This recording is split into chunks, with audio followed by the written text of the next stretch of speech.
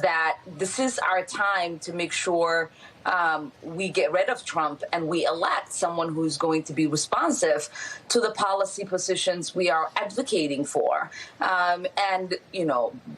Biden's economic package is one that gets us a step closer to addressing the economic and social neglects that have went unaddressed for so long.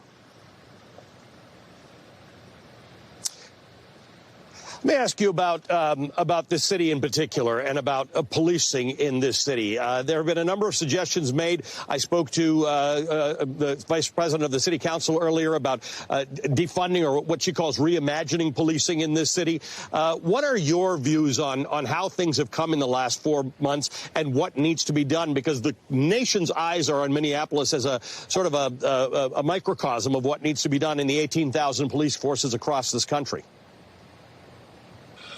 Yeah, I mean, the George Floyd murder in the hands of Minneapolis police has really opened our eyes to really understanding the credibility in crisis that the Minneapolis Police Department has had for so long. Half of the homicides goes unsolved by the Minneapolis Police Department. We've heard many reports of rape kits being destroyed. So majority of the people in Minneapolis don't trust the Minneapolis police.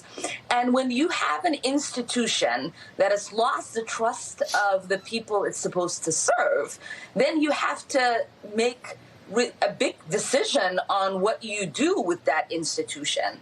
And for so many of us, it is going through a process of dismantling that institution and coming together as a community to reimagine what public safety looks like for us. That means, getting resources to address things like mental health crises that shouldn't be addressed by the police, things like stopping the criminalization of poverty. It means having, resources go into public safety mechanisms that currently are not part of the infrastructure that exists with the Minneapolis Police Department.